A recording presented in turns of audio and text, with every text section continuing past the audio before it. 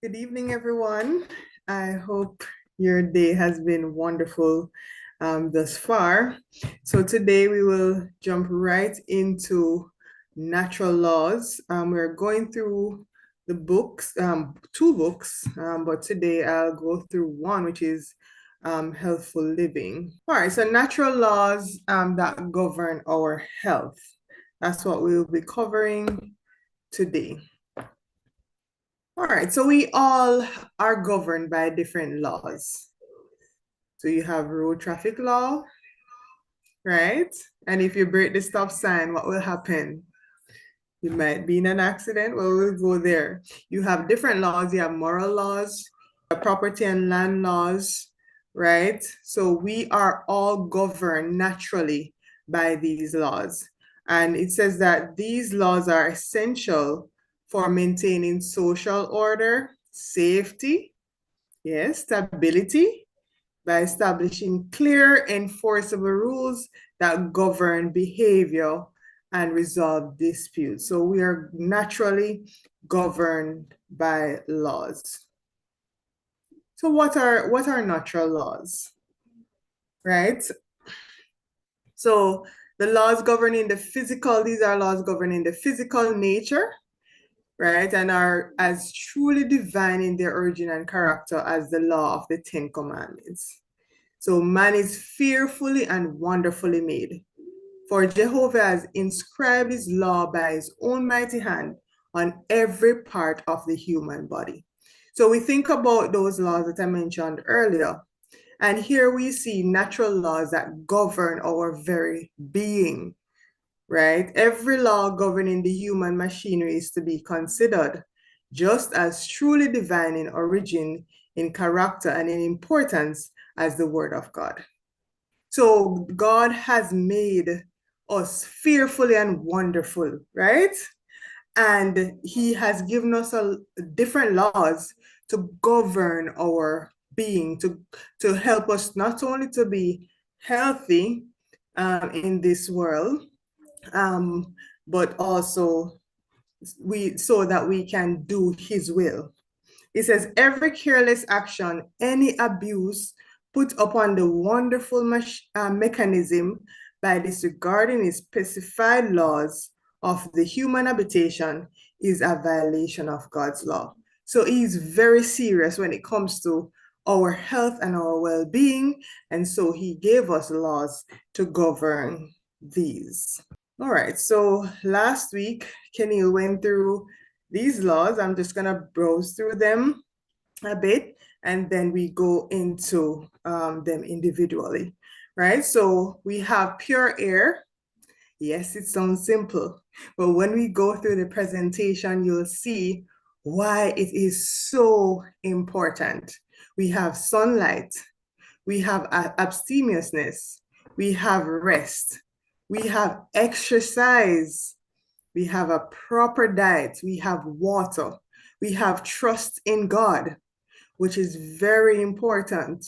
We have cleanliness, we have purity of life, and cheerful spirit. And we also have his clean, sweet promises. So these are the true remedies. And someone might say, but how? Let's go into it and find out. All right, so principles from natural laws. God, the creator of our bodies, has arranged every fiber and nerve and sinew and muscle and has pledged himself to keep the machinery in order if the human agent will cooperate with him. So I think this is so big because it says God has what? Pledged himself to keep us, to keep this machinery in order if the human agent will cooperate with him and refuse to work contrary to the laws which govern the human system. This is very, very, I find it very big, right? So we go into abstemiousness, and I just coupled it with proper diet. So if appetite, it says, which should be strictly guarded and controlled, is indulged to the injury of the body, the penalty of transgression will surely result. What is this saying? we're given naturally, we have appetites, right? You want to eat, you have urges, and some of these urges, they're natural. But the thing is that we have to strictly guard and control these so that we don't transgress these natural laws that the Lord has put together so that we can be healthy. He says the laws of our being cannot be more successfully violated than by crowding upon the stomach unhealthful food just because it is craved by a morbid appetite. So as I was saying the last time, if you were on, many times we have cravings. We know that the food is not right, but we still eat it. And as Kenil said last week, that we have dairy. Many persons are allergic to it, but sometimes they take the DPH and they eat it. And they don't know that you might not be experiencing certain symptoms, but in the long term, you will definitely pay, right? So not everything your stomach you feel for, you must indulge in. Yes, Ruth. You said something earlier on that caught my attention that God has pledged himself. To me, that sounds like a health insurance. Yeah. And that's good news to me to know that, wow, the God of heaven has given me an insurance that I would love for you to, if you can, go back to it, if you're able to. It just download that thought in my mind. And for everyone here to know that the God of heaven has pledged himself that if you do your part, he will do our part. I think about, a health insurance or even a health insurance. If you, they'll back you up. They're saying, hey, if you pay your premiums, we'll back you up. Well, this is good news because I didn't know. All growing up all my life, I thought, we just do our thing and maybe you catch a sickness or maybe you don't. But you're now telling me that there are laws that if I abide by, um, God Mhm. will back me up and give me health. Wow. Amen. Yes. Amen. Yes. And it's at the first point here.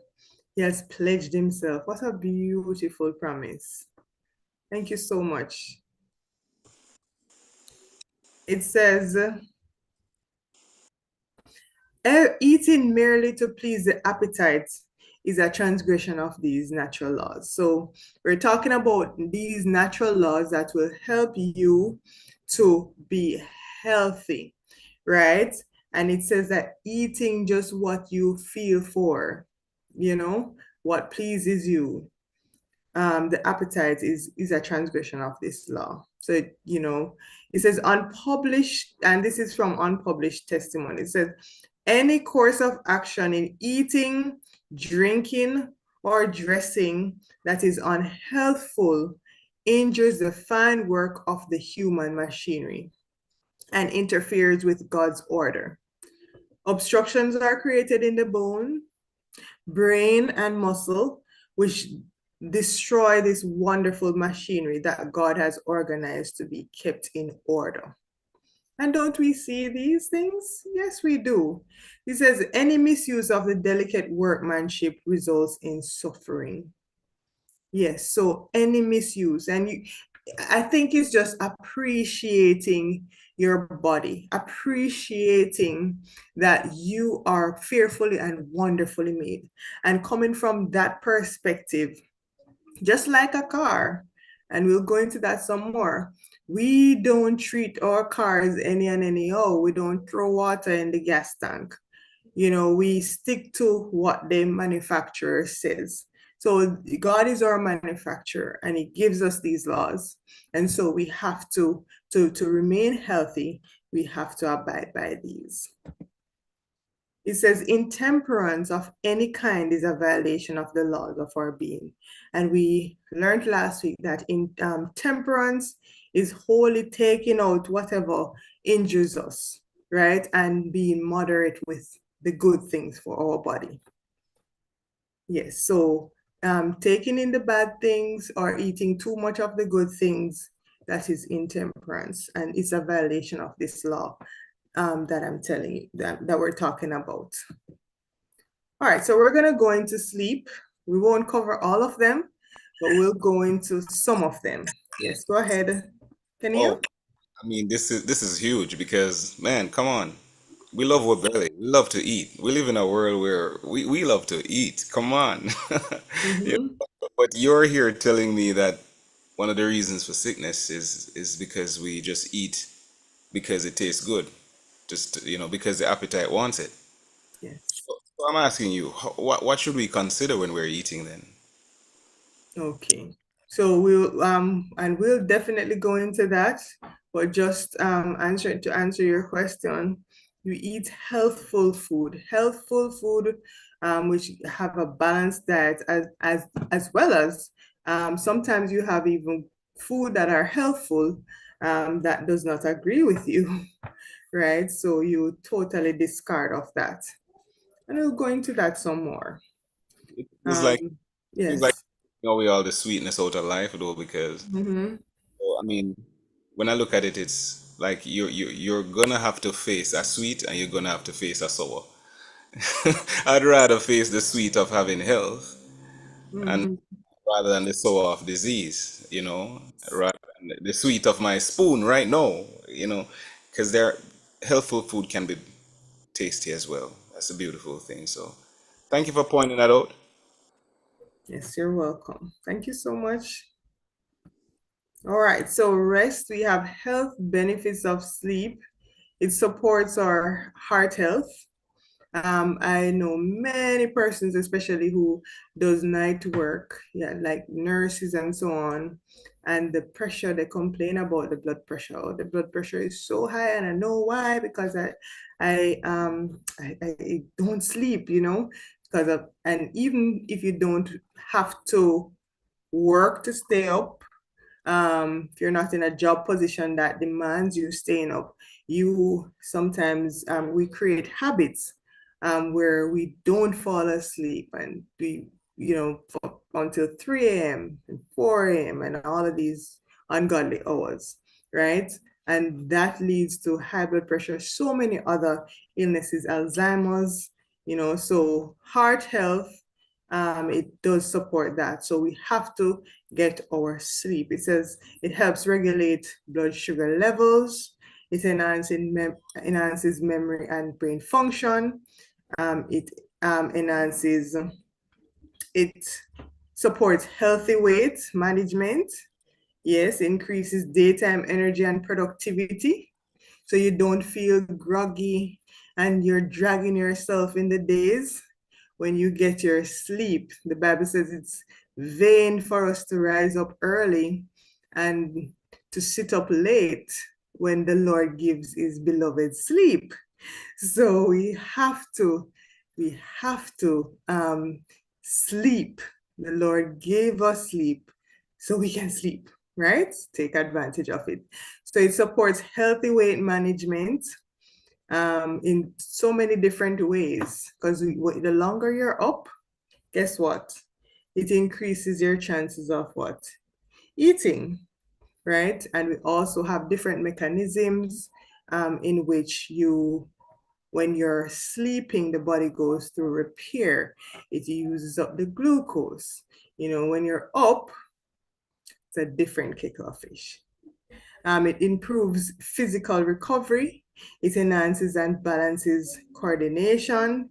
It promotes emotional resilience. And I've had many persons say that when they don't get the sleep, guess what?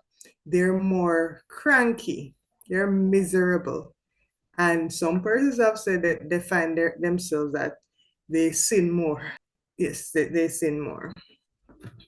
All right, so if you have questions, you can type them in the chat or you can write them down so we can address it at the end of our presentation. Yes, so sunlight, this is a major thing because what they're finding out now is that even persons in Jamaica, the land of sunshine, we're experiencing a deficiency in vitamin D. Yes, yes, we are.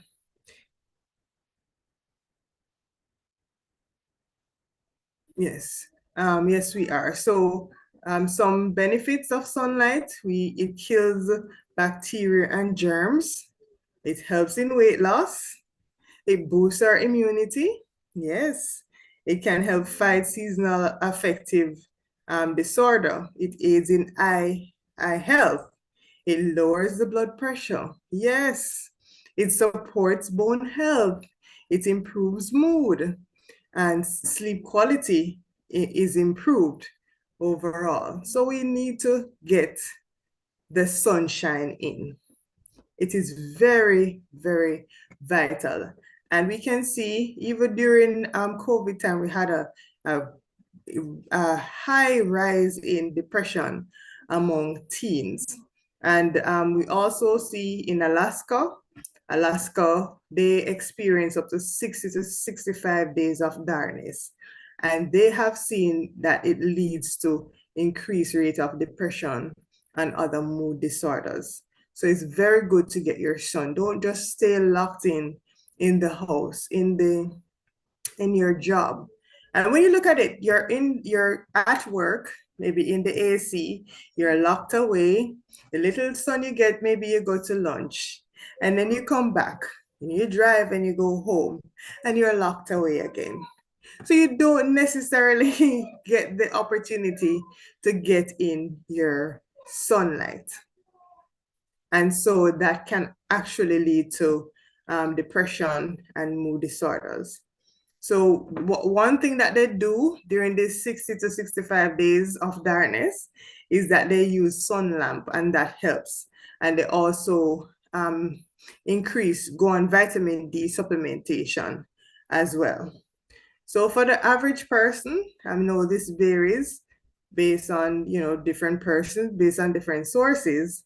But for most persons, about 10 to 30 minutes of sunlight on bare skin is advisable, and preferably in the warm morning sun, right? So you're getting that sunlight. Is there a best time to take advantage of the sun? Yes, so the warm morning sun, depending on where you are and the season. But for example, here in Jamaica, between about 8 to 11 thereabouts, good time, right? But it depends on where you are. So you have to monitor if it's warm, not hot, blazing sun. We don't want that, right? I hope that helps. And you can get your little towel. You can go out in the sun, especially if you're feeling ill. You go out in the sun, strip naked, have your little towel if you have neighbors, just to help them, and you can go and get your sun bath. No, on the matter of sleep, you mentioned earlier on, and I just wanted to touch upon that somewhat. That in the night, when you're sleeping at night, is when the brain actually does its washing. It's like you call in the janitor. All right. Yes. People know instinctively that they should sleep, but what they are unaware of are the things that they do that actually disrupt sleep, or the things that they can do to settle back down into sleep. Right? You have this fluid called the glymphatic fluid, right? Like not lymph, but glymph, Lymph, and that yeah. brain actually washes. All right, and you have we talked about amyloid buildup of plaque amongst between ourselves. We talk about that a lot, and that that when you're not getting rest, that buildup comes on, and many have connected it to early onset of dementia and Alzheimer's as well. So Mhm. I think people know that it's dangerous to not sleep. So I guess we can't belabor that point, but what are some of the things that we can do to get back into that rhythm and Mhm. patience as well while we're doing so? Yes. Kenny, could you touch on the circadian rhythm Yeah, I mean, when you're at we it? Mm-hmm. they're all circadian rhythm. For those who don't know, is our Mm-hmm. sleep rhythm or wake sleep cycle. Mm-hmm. All on a cycle. Oh yes, and we're also on a weekly cycle called the septacadian rhythm. All right, circaseptan rhythm. That's the name of it. Circaseptan. So that's why in every 7 days days organs get rejected or accepted or so on. You have to wait 7 days to see that. So our bodies, we should really fear our bodies. Our bodies have an intelligence which is outside of our minds. So when we've disrupted that sleep-wake cycle, maybe by night work or staying up at night, it's no matter, I mean, the laws of health are just there. We just have to Mhm. get back in a situation where we don't have to break them anymore for long periods of time. Our bodies are built with that kind of resilience to take. If you have to bring someone to the hospital at night and you not sleep one night, it's gonna kill you. Mhm. To do that consistently, your body doesn't remember how to relax and to sleep. So getting number one, cool, having a cool temperature. So bathing at night, definitely having a routine, and regularity. If you can have regularity around a certain time that you go to bed, and here's Mhm. not eating at night, closing off eating. I see someone asked earlier on about the animal kingdom. I mean, when a rooster comes home and the chickens come home, you can scatter corn on the ground. They're not gonna eat. They're going to sleep. They're gone to sleep, yeah. So, and when in the nights when melatonin is a lot in our minds, our brains, insulin doesn't work too well, and melatonin does. These are two, if you want to put it, antagonistic hormones, because Mhm.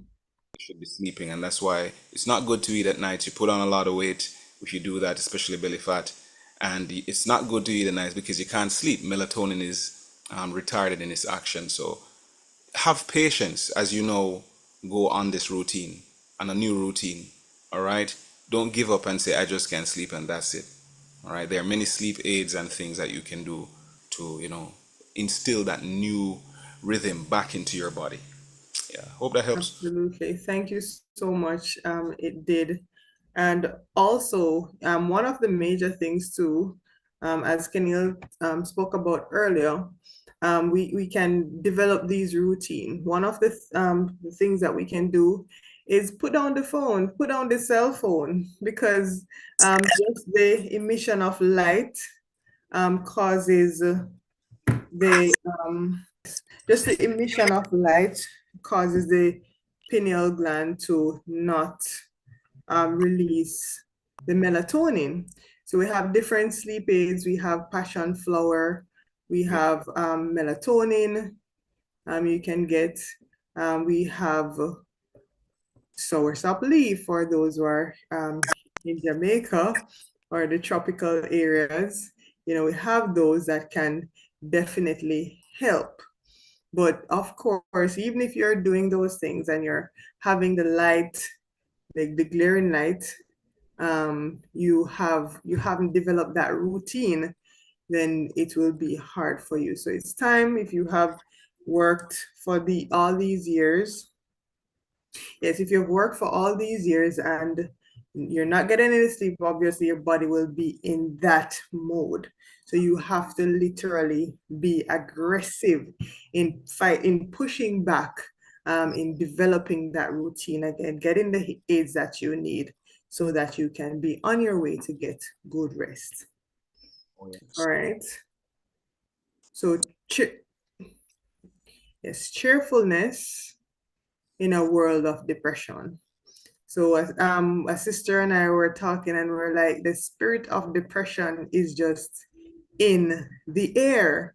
You everywhere you turn, you have persons who are saying that they're depressed, persons who are committing suicide. So many different stories you're getting from the news.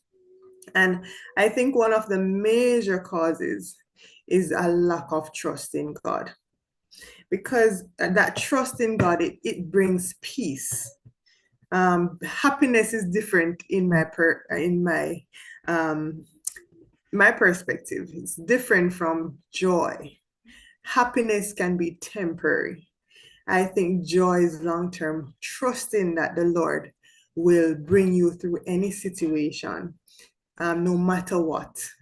Right? It says, trust in the Lord. The scripture says, trust in the Lord with all thine heart and lean not unto thine own understanding. Many times we lean onto our what? Own wayward understanding, right? And we don't trust in God.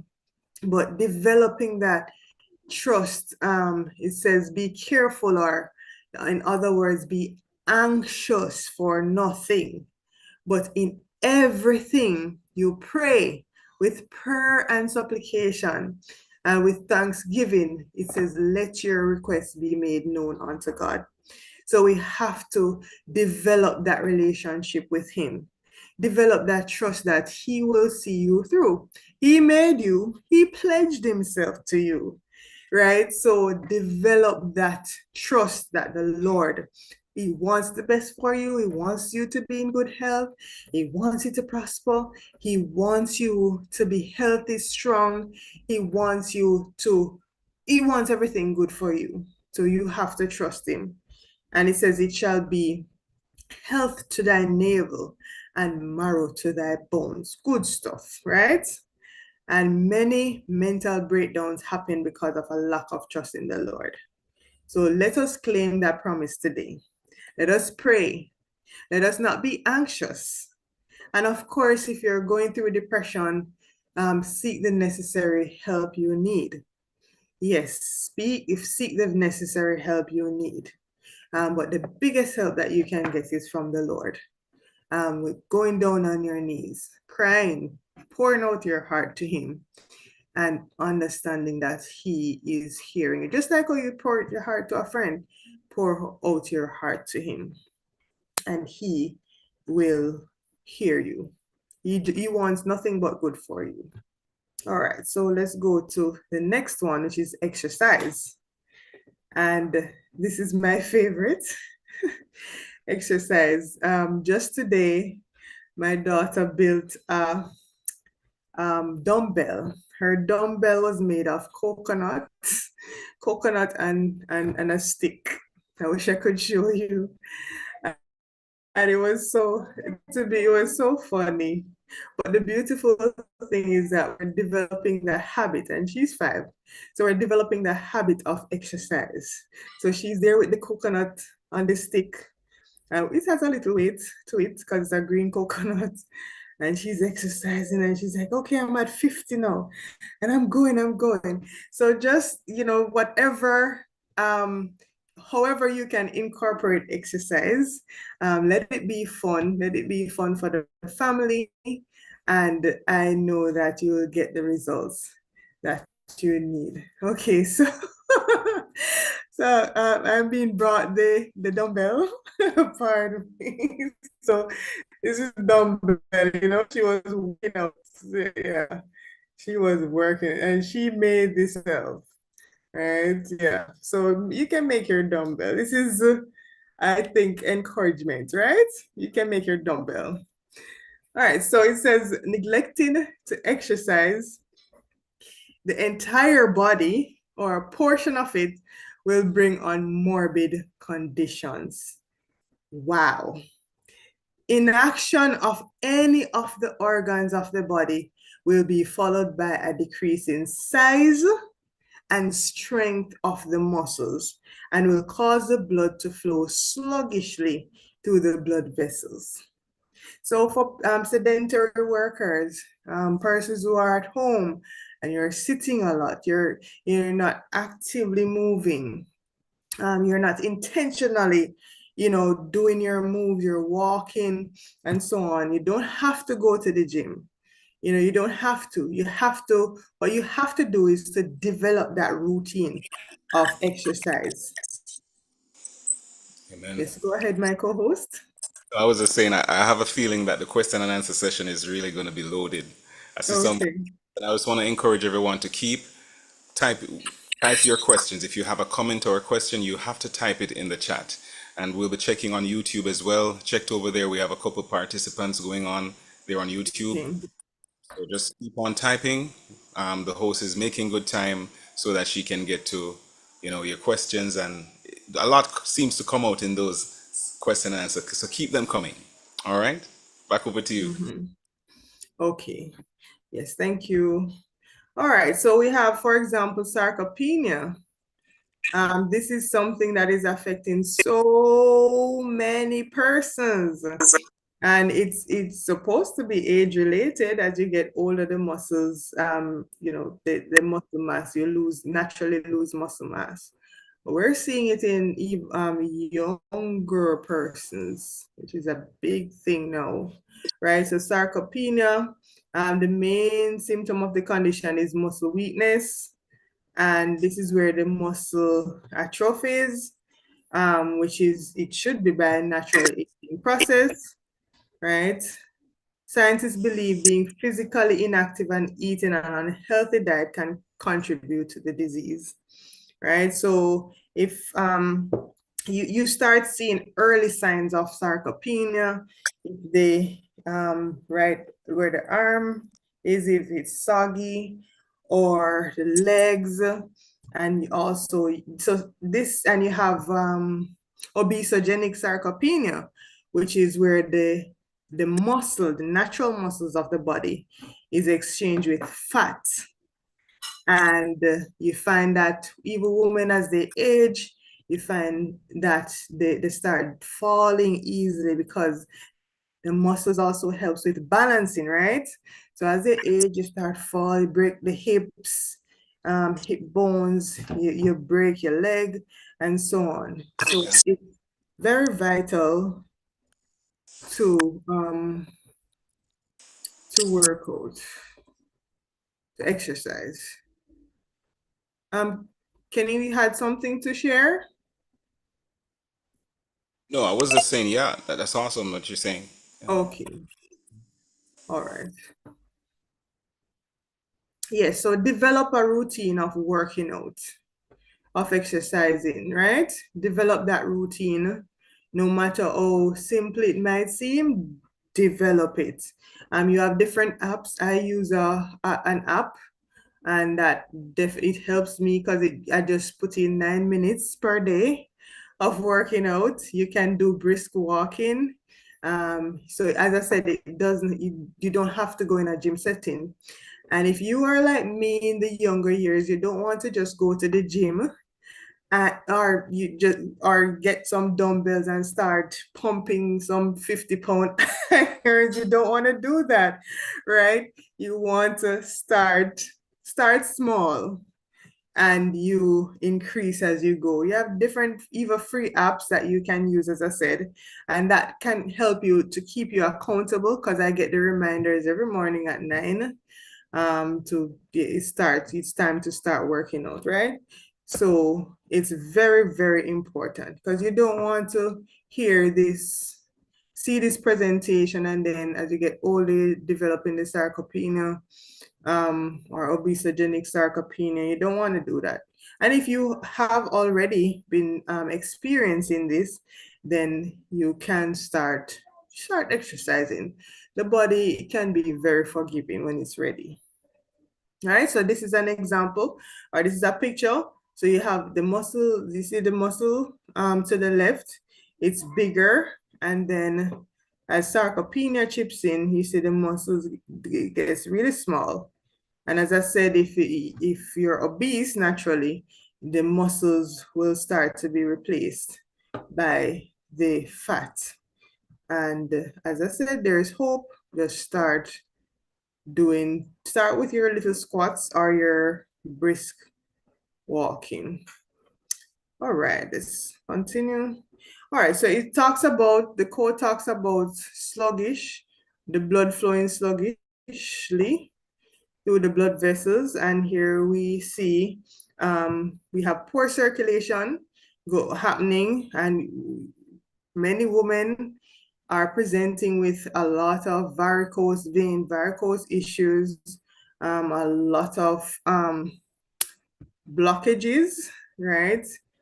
So definitely working out, exercising can increase the muscle, because remember, the vein, it works through muscular activity.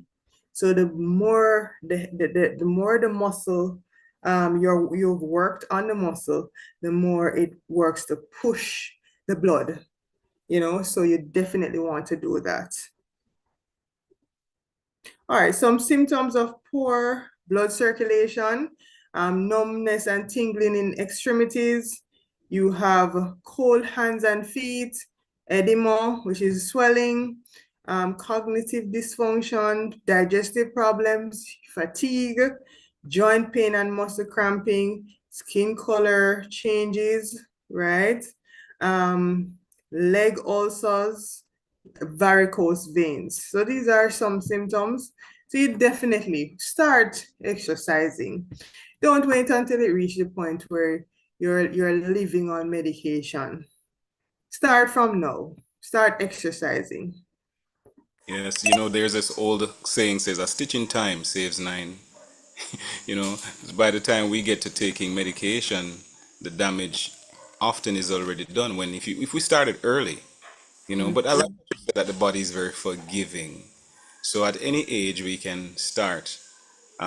You talked about the veins needing locomotion to help in venous return of blood.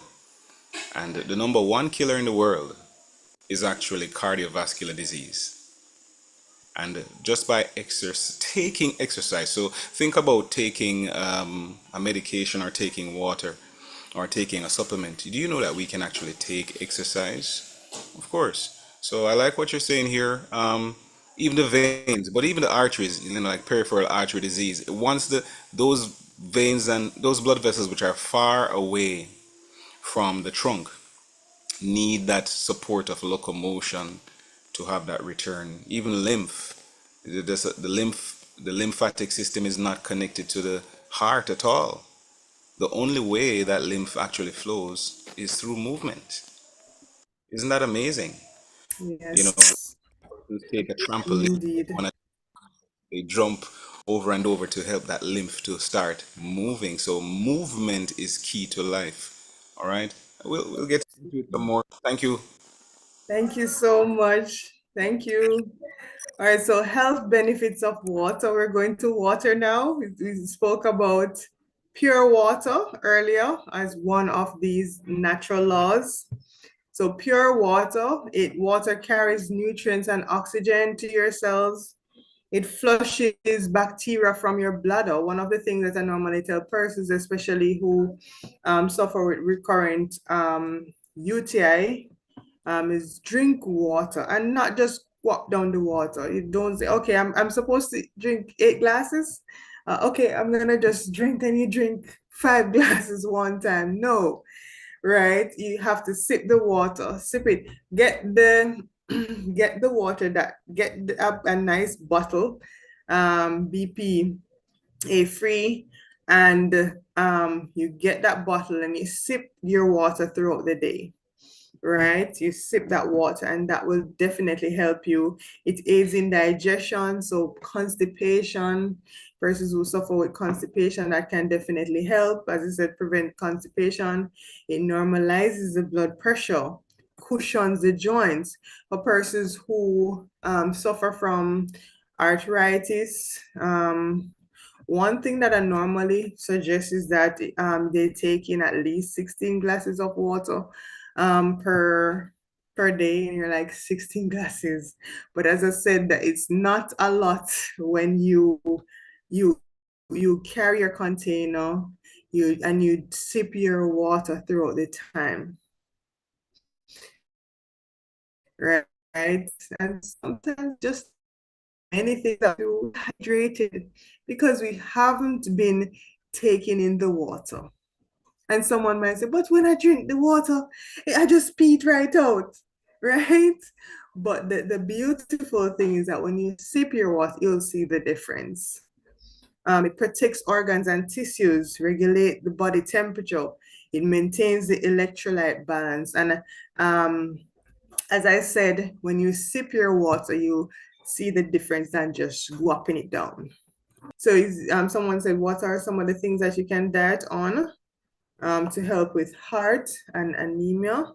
And definitely we will go through those later down in the series. We have a very packed information, health packed series, right? And we will go into those later down. So I would say invite your friend, come with your pen and paper. But just for now, You can, of course, get in your greens. And I would say get in your greens unsweetened, get your beetroot. The only thing with beetroot is that if you suffer from low blood pressure, it wouldn't be the best to have if you have anemia, but it's very, very good.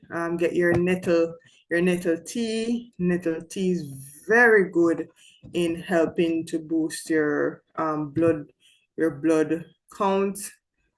Also sarsaparilla, very good in helping that as well. Your spinach. So your greens, you get in your greens, getting a glass of green juice in the morning on an empty stomach. Your body will love you for that, right? And as I said, your beetroot. And for teas, your nettle, your sarsaparilla. Those are very, very good in helping to boost your immunity, your blood level. All right, so pure air benefits of breathing correctly. All right, so many times we're there, but we're just not, and you're like, how can someone not breathe correctly?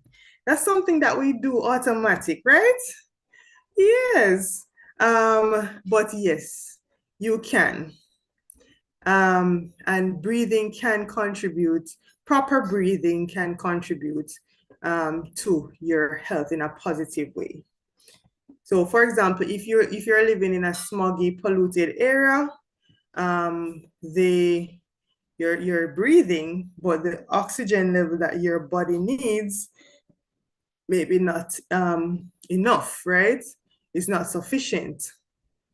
And of course, the air is very, very, very vital because we can go for weeks without food, days without water, but only minutes without, and this should be air, only minutes without air.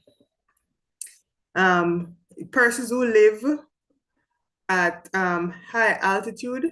And I just did some extractions from doctors' journals just to show how important pure air is and proper breathing is for our body. So Dr. W. Spencer, and this is from the American Journal, the Journal of the American Association of Physicians. He said insufficient oxygen means insufficient biological energy that can result in anything from mild fatigue to life-threatening disease. Yes, it can. So the link between insufficient oxygen and disease has now been firmly established. So you want to get your breathing in order. You want to do that, right? You want to exercise so you can increase the lung capacity. You want to ensure that you're not in a polluted environment. You want to also ensure, and I know I'm running ahead of my slides, but I'm excited about this. You want to ensure that you're in a well-ventilated um, situation. Dr. Latiste, in 1992, he conducted a study with a team of scientists on health and high altitude. So he observed that people who lived at high altitudes and found that there was a much higher incidence of drowsiness, apathy, delayed reaction time, and reduced motor capacity as compared to those who lived in the lower altitudes, right? So that does affect your breathing. He says, Dr. Richard, he said that a lack of oxygen or hypoxia is a prime cause of 1.5 million heart attacks each year. The Townsend letter of doctors, it says, cells undergoing partial oxygen starvation send out a tiny panic signals, right, which are collectively felt in the body as a continuous sensation of uneasy, dread, or disaster. It says this low-level generalized warning tends to get tuned out as mere background noise. So we feel these sensations, but we just say, maybe it's a part of life. But however, it says it is attributed to other sources of uneasiness. but people rarely suspect that the constant vague feelings of helplessness, fatigue, uneasiness are symptoms of cellular oxygen deprivation. Yes, so that can be something that you have to look into. Breathing is so automated that most people take it for granted. Yet, do you really know how to breathe? The way you breathe controls your life, your health, your looks, your energy, your resistance to disease. It's that important.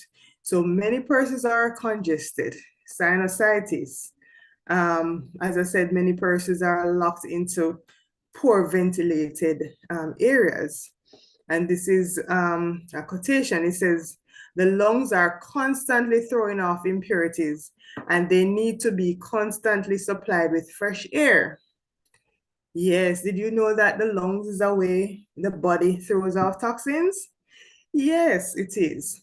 So impure air does not afford the necessary supply of oxygen, and the blood passes to the brain and other organs without being vitalized. Hence, the necessity of thorough ventilation.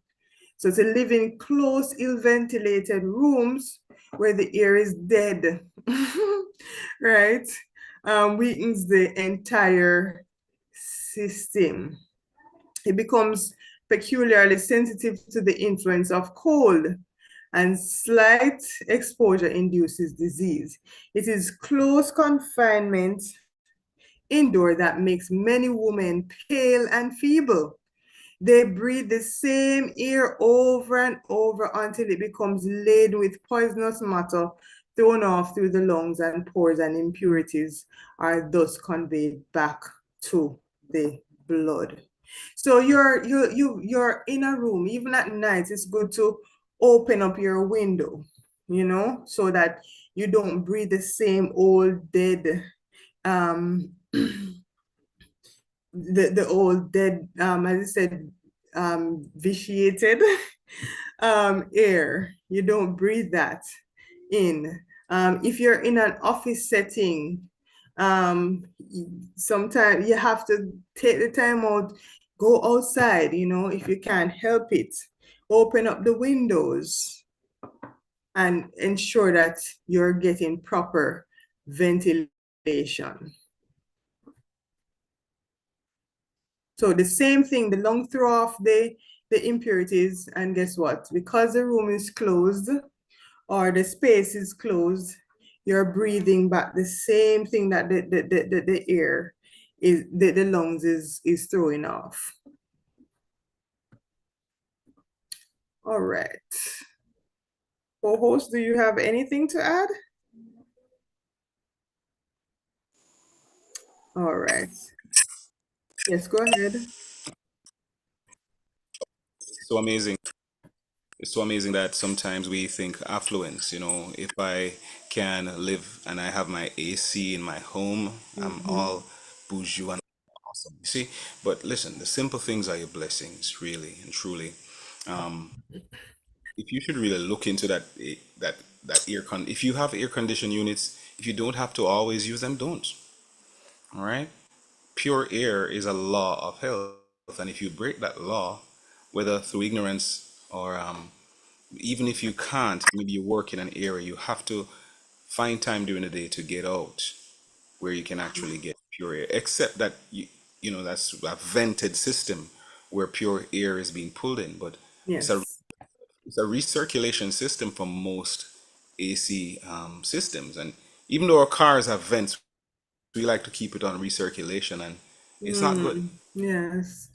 We can look and say pat ourselves on the shoulder, but sometimes these affluential things can be our bane or don't. Mm-hmm. Amen. Thank you. So we're going to jump to blessings obtained from these natural laws. So we spoke about these laws, um, not all of them, but most of them based on time. So we're going to look at the blessings that is promised to us in keeping these natural laws. It says, those who understand something of the wisdom and beneficence of his laws and perceive the evidences of God's love and the blessings that result from obedience will come to regard their duties and obligations from an altogether different point of view. Very powerful. It said, instead of looking upon the observance of the laws of health as a matter of sacrifice and self-denial, they will regard it as it really is, an inestimable blessing. So we're like, oh, me can't eat this, or I can't still play it when I want to, I have so many things to do. Um, or sunlight, boy, the sun too hot. We remember don't to take that sun bath in the brought the daylight at 12 and beyond when it's really hot. You take it in the warm sunlight during that warm time based on your season where you are and so on, right? But we general, you want to get brown, you don't want to lose the complexion, so you stay in. It's very destructive. It's not a sacrifice. These laws are not one of sacrifice, but one of blessings, and we have to acknowledge that. See what is wrong and correct them. So all our enjoyment or suffering may be traced to obedience or transgression of natural law. Right? So when we get sick, it's a violation of these laws, right? And it says, if Christians will keep the body in subjection and bring all their appetites and passions under the control of enlightened conscience. We know now. We never know before, but we know now, right? Feeling it is a duty that they owe to God and to their neighbors to obey the laws which govern health and life, they will have the blessing of physical and mental vigor. And this is so powerful to me. I remember one day I saw this man smoking. No, I saw him smoking. I saw some of his children around him. They were his kids. So I said to him, that it's unfair to these little ones. I struck up a conversation, and then I told him that it's unfair to the little ones because you're shortening your lifespan. They're young, they need you. You know, you're not only living for yourself, no, you're living for your children. And it was a lot of them. And so you have to figure out ways to break this smoking pattern. And smoking is just one example. Eating, we can overeat. We can, as I said, we can break the different laws of health. I remember for me, I lost my dad to lung cancer because he was smoking. And at one point, I kind of felt cheated, because I'm like, you could just stop so you could be here for me, you know. But whatever we're doing, no. Whatever we're doing, no. Just know that we're not accountable to ourselves. We're accountable to God, but we're also accountable to the children who we brought into this world. We're accountable to our neighbors, if you're a good neighbor, that is depending on you, that if anything happens to them, you're healthy enough to run over there and help them, right?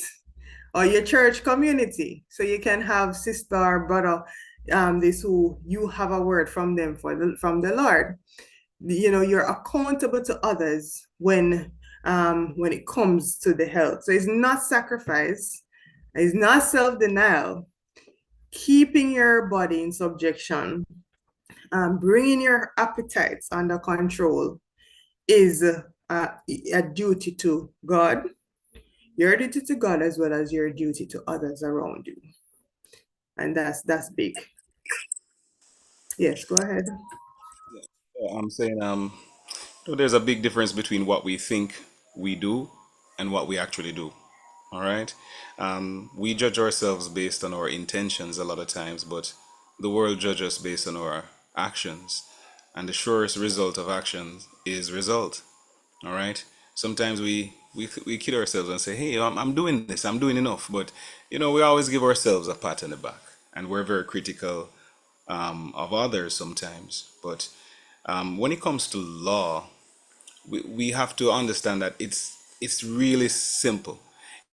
If I leave out late to get to work and I break the road traffic laws, the police is not going to give me a blight. All right. If I'm driving to help someone who has a gunshot wound and I drive a car that's not registered, not licensed, not anything, I'm still going to get the ticket. You see? So when it comes to natural law, sometimes the way that we have so arranged our life is not in keeping with natural law. But we have to get to the point where we come to the place to say, hey, natural law is such a big deal that I must rearrange my life in order to come into obedience to it. All right. Before I switch over back to you, Sharice, I just want to let persons know we have many topics coming up, topics such as overeating. All right. Many topics. The way that this is arranged is so that we start with the general things. So this evening, we're talking about natural law. And I know there are many questions that are specific that are being asked. And we'll touch on them this evening before we get off. But for many weeks coming up, we're talking about drinks, sweets. There will be total evenings that are going to be designated for that. All right. So this is a second go. This is a general thing. We're gonna get down into specifics, and I just want to encourage you to keep coming, keep asking your questions. But this evening is all about natural law. Let's look at the laws that we're breaking, and first just say, you know what? Let me get into line, Yes, and many things that we have will just sort themselves out. absolutely. Thank you so much. All right, so we're gonna go quickly. We're almost through. I think I just have 2 slides left. So violation of the natural laws lead to sickness. So why do we get sick? We get sick because we violate these natural laws, the laws that govern our being. Yes, that's why we get sick. All right, so when we transgress the road laws, we get ticketed, we get imprisoned, or we die, right? You break a stoplight, someone else is coming, collision, and it can lead to death, right? So we have transgression of moral law. We know that that's sin, and it can lead to death as well. We have transgression of land laws. It can be penalized or imprisoned, right? Yes. And so it is that the transgression of the health laws, they lead to sickness and diseases or even death. Yes. So it says that concern is physical, life, and health, sins against God. Yes. The Lord, imagine God wants us to be healthy. So when we just do whatever with our bodies, it's a sin against him. It is. Right? Yes, we read here. It says, "For ye are bought with a price, therefore glorify God in your body and in your spirit, which are God's." So your body is God's, it's God's. Yes, it's not ours. We're to take care of it, but we have to be accountable to God with it. All right. So proportionately as nature's law are transgressed, mind and soul become enfeebled. Physical suffering of every type is seen. Suffering must follow this course of action. So when we break the laws of nature, or nature's laws, physical suffering happens, and yes, as we see, suffering must follow this course. It says the vital force of the system cannot bear up under the tax placed upon it, and it finally breaks down. So the body, I think the body is long suffering. You're doing something for years and nothing, and you don't see nothing really happens, right? Until it just break down. It gives you signs, but it finally breaks down and you get sick. It says the man who serves himself and makes a god of his stomach will reap that which is the sure result of a violation of nature's law. So you can't, as I said, you have to control the appetite. If appetite, which should be strictly guarded and controlled, is indulged to the injury of the body, the penalty of transgression will surely result. So there is a penalty, just as in the laws of the land, as I said, just as in every law, there is a penalty.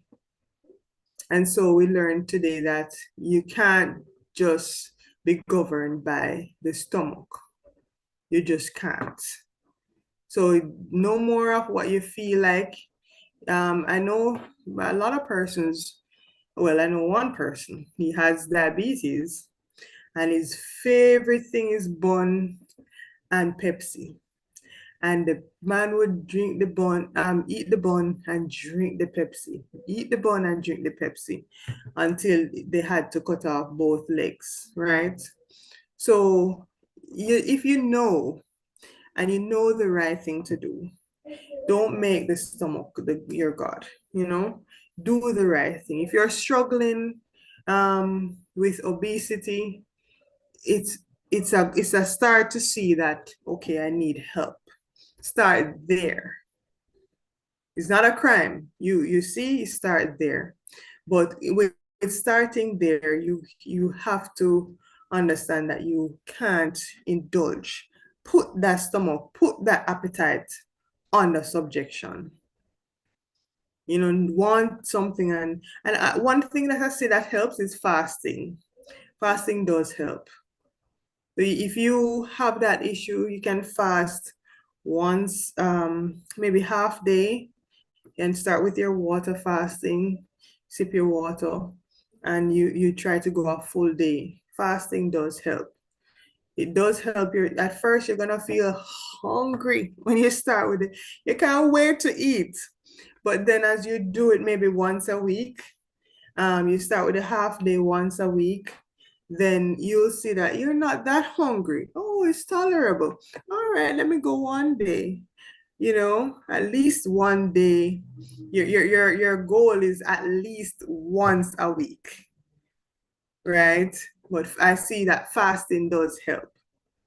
The sickest person turns to God and start praying. When you get big news, cancer, the cancer diagnosis, the hypertension diagnosis, the diabetes diagnosis, we turn to God, right? Even if you're not a Christian.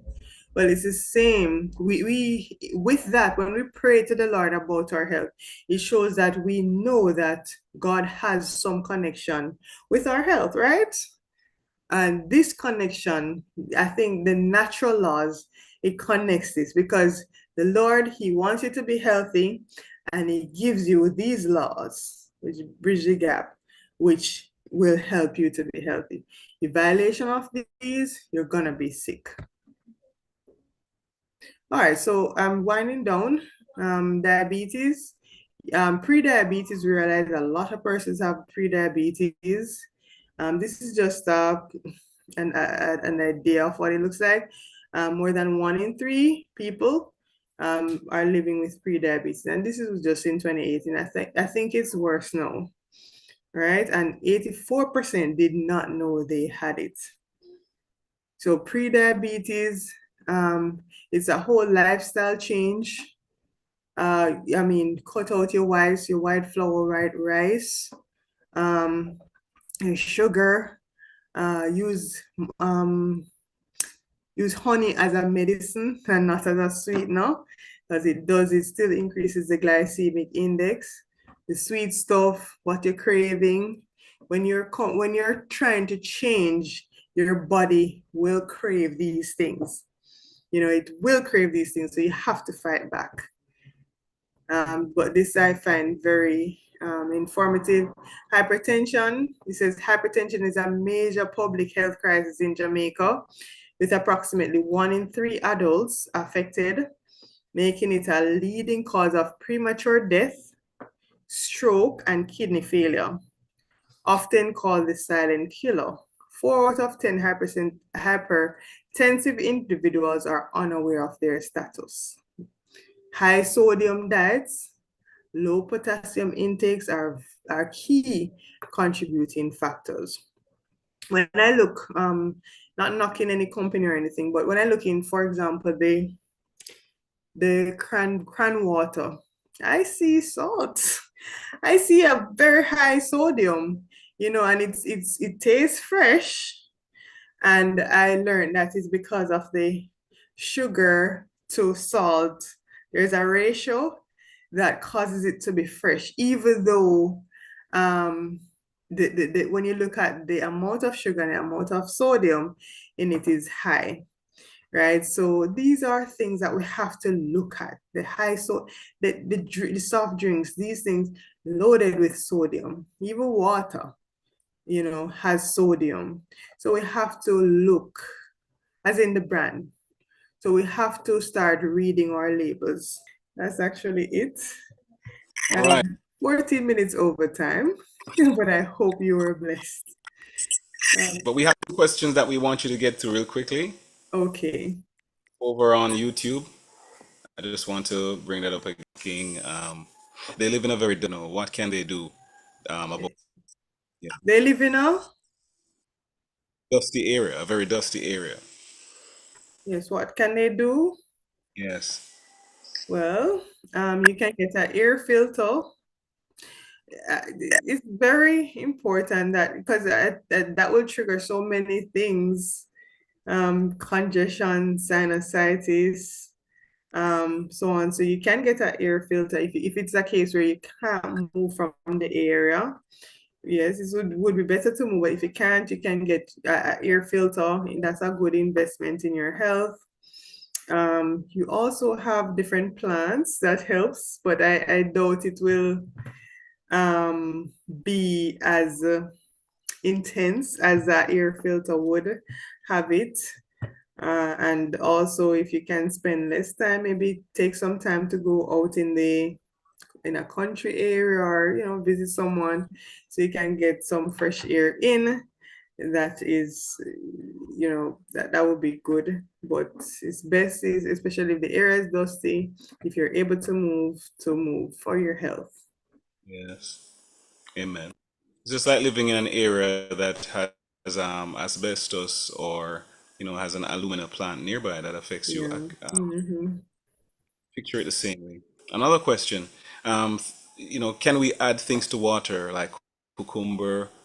Someone was suggesting cloves, but I read something somewhere that it can cause harm. What is your thoughts about that? All right. So, if you're, for example, with herbs, if you're dealing with a specific health issue, you can do that, but it's best to have your pure water. Nothing replaces pure water. So, as I said, ensure that you're taking your pure water. Everything else is additional. So, for example, some persons who are fighting inflammation, I give them, the water mixed with the herb that I would want them to have, and they replace their drinks, their beverages, not the water. So I would say if you're drinking your clove water or so, you don't replace the pure water. Replace your other beverages with that. And having herbal water, herbal teas, they're always best to have in the mornings on an empty stomach.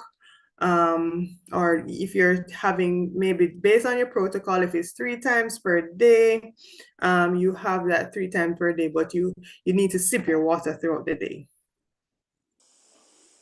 I hope Amen. that helps. Mhm.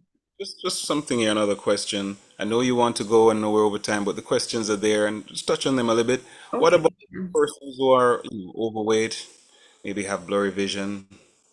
What can they do to take off the weight, and what can Mm-hmm. be done? I just want to touch on this one and hand it over to you. You talked earlier on about fasting, Yeah, and you know, there's a natural fast time that we've been given, and that's the time between our evening meal or supper and when we wake. All right. So, really and truly, most persons are eating late. They're eating too much for what they do, and the only safe snack to have is really water. Most persons are eating in between meals. There's a topic yeah. coming up, improper eating. All right, so you want to be on for It's gonna that. be exciting, yes. We do it without knowing that we are eating improperly. We don't time our meals, we eat too much, and we eat too regularly, and at night we eat.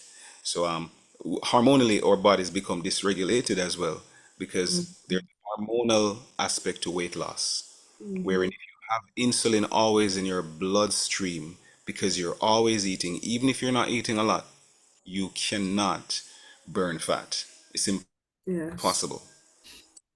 And it leads to other growths as well, other growths like fibroid growth, Cancer. yeah, cysts and so on, because your body is always um, basically flooded with insulin, which has growth factors. Lovely.